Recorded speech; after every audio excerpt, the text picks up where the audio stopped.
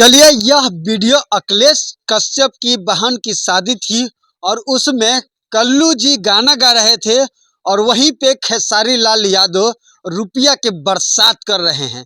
आप देख सकते हैं किस तरह से पूरा रुपया का खजाना लगाते हुए लुटाते हुए कल्लू जी के ऊपर, अरविंद अकेला कल्लू जी के ऊपर। और देखिए किस तरह से खेसारी लाल यादव, विवेक सिंह और अखिलेश कश्यप किस तरह से पैसे लुटा रहे हैं।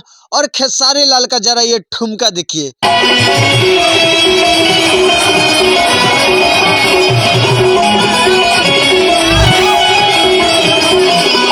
क्या बात है। अखिलेश कश्यप की बहन की शादी हो और उसमें खेसारी लाल ऐसे नज़ारा ना दिखाए तो मज़ा ही नहीं आएगा। चलिए, आप लोग देख सकते हैं इस वीडियो में किस तरह से अखिलेश कश्यप के बहन की शादी में खेसारी लाल यादव ठुमका भी लगा रहे हैं और अरविंद अकेला उर्फ कल्लू जी के ऊपर पैसा के बरसात कर रहे हैं। तो आप देख सकते हैं वीडियो में। बाकी आप लोग क्या राय है कमेंट बॉक्स में ज़रूर बताइएगा। तब तक के लिए जय हिंद, धन्यवाद।